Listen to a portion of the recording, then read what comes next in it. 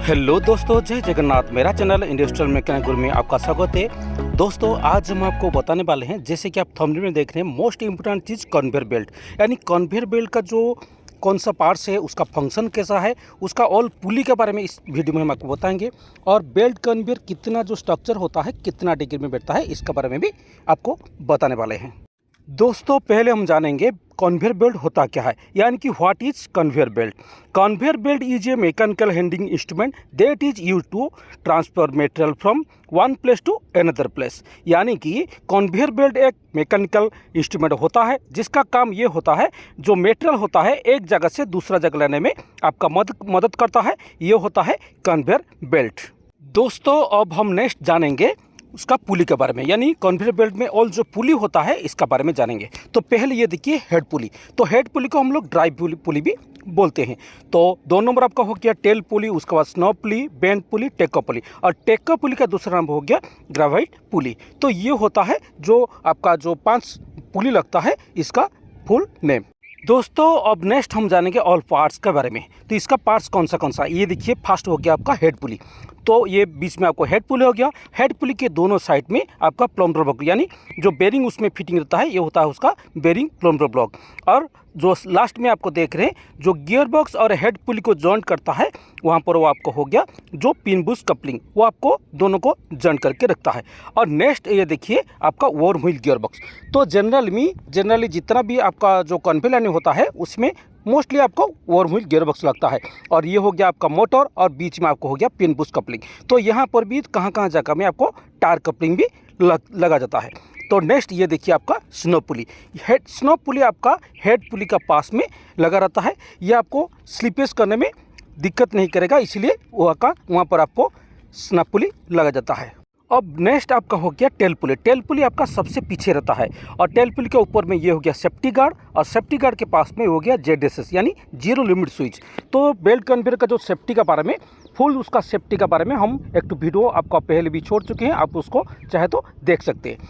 तो नेक्स्ट ये देखिए आपका हो गया तो बेंड पुली। आपका हेड आपका बीच में बेंड पुली रहता है, दोनों बेंड पुली आपका रहता है, और बेंड पुली से नीचे तरफ आपका झुक के जाता है, वहाँ पर हो जाता है आपको जो टेको पुली। ये देखिए उसका टेको पुली। तो टेको पुली को हम लोग पहले भी आपको बोल चुके हैं। टेको पुली का दूसरा नाम आता है ग्रेवाइट पुली। और इसका टेको पुली का नीचे जो रहता है, वो आपका काउंटर हो जाता है। तो काउंटर में जितना लोड देते हैं, बेल्ट का लेंथ के हिसाब से उसमें लोड दिया जाता है। और उसके बाद ये देखिए आपका जो सेल्फ अलाइन कैरिंग आइडलर। तो आइडलर के बारे में भी मेरा चैनल में एक वीडियो है, आप उसको चाहे तो अच्छा से देख सकते हैं। तो ये नेक्स्ट देखिए आपका सेल्फ अलाइन रिटर्न आइडलर।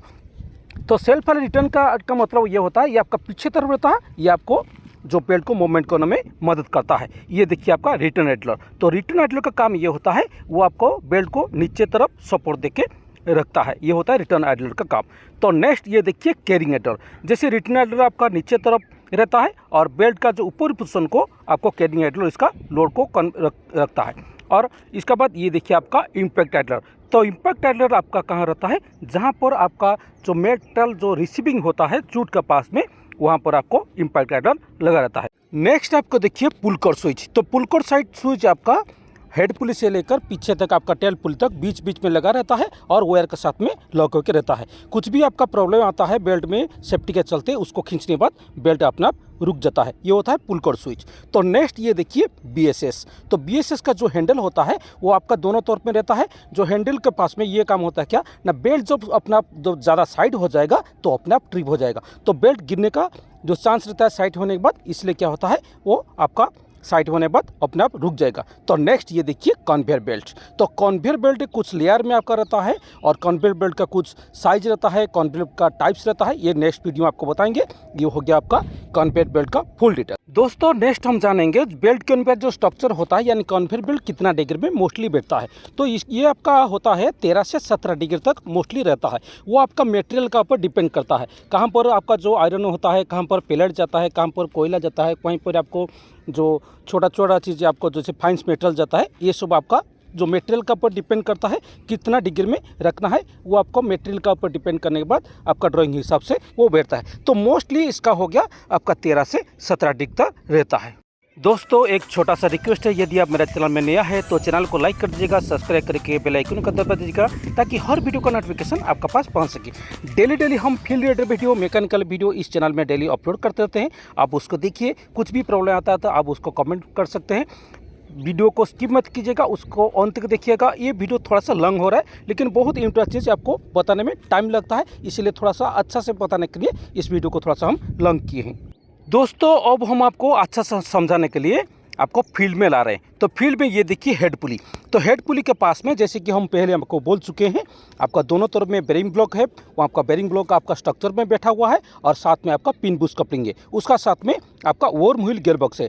तो हेड पुली के ऊपर में देखिए आपका लेगिंग से, तो लेगिंग आपका रहता है इसलिए तो बेल्ट जब आपका प्लेन रहेगा तो चलने में आपको स्लिपेज करेगा, इसीलिए क्या होगा तो स्लिप करेगा। इसी का चलते आपका बेरिंग का ऊपर एक कोटिंग लगा रहता है, उसको लेगिंग बोला जाता है। तो उसका साथ में पिन बूस्ट कपलिंग है और पिन बूस्ट कपलिंग के साथ में आपको वर्म व्हील गियर बॉक्स है, उसका साथ में आपका मोटर लगा हुआ है। तो हेड पुली आपका जैसे कि शरीर में मुख्य भाग हो गया हेड, इसी तरह आपका कन्वेयर बेल्ट में आपका मुख्य हो गया क्या आपका जो हेड पुली। तो हेड पुली का काम ये होता है, वो मोटर आपको उसको पावर देता है।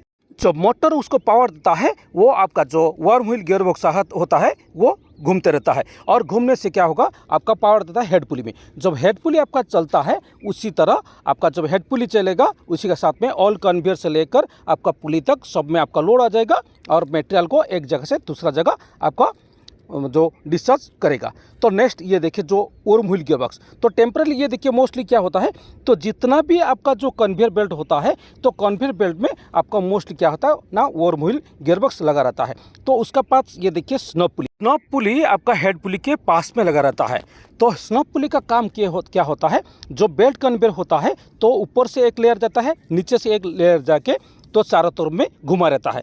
तो घुमा रहता है तो हेड पुली के पास में 180 डिग्री तक आ जाता है। जो 180 डिग्री आ जाएगा, जब लॉन्ग कन्वेयर होगा मटेरियल का जब ज़्यादा लोड आ जाएगा आपको स्लिपेज करने का डर रहेगा। इसलिए क्या होता है ना स्नब पुली रहने से वो आपको क्या रहेगा ना 180 डिग्री से और थोड़ा ज़्यादा रहता है। तो स्नब पुली का काम किया होता है तो हेड पुली को पकड़ से अच्छे से रखने के लिए इसका काम ये होता है आपका हेड पुली का।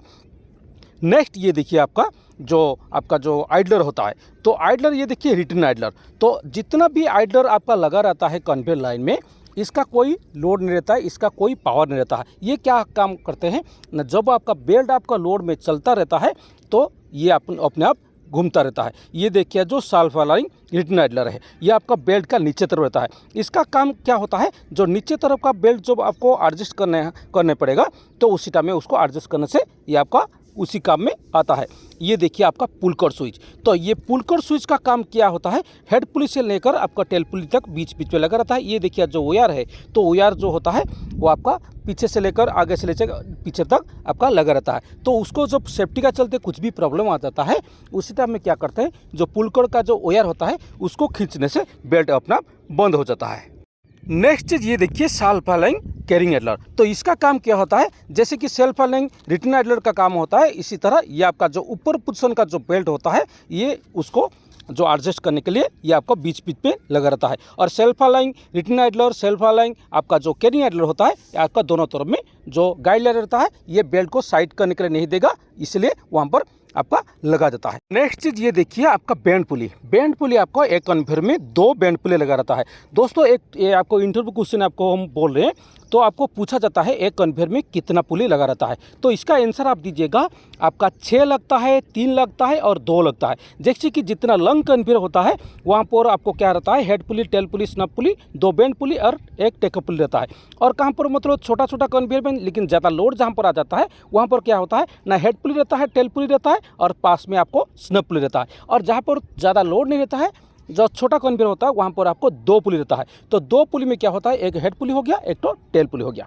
तो ये होता है टोटल आपका कन्वेयर लाइन में कितना पुली लगता है। ये देखिए बैंड पुली, तो बैंड पुली का सबसे उसका जो नीचे पोजीशन देख रहे हैं, तो नीचे पोजीशन में ये दोनों बैंड पुली है। और बैंड पुली क्या होता है, उसका नीचे में आपका ये देखिए आपका जो टेकअप पुली है, 2 बैंड पुली का नीचे में टेकअप पुली रहता है। टेक्को पुली का काम ये होता है, जो लॉन्ग कन्वेयर होता है उसका जो लोड आता है तो लोड को टेक्को पुली रखता है।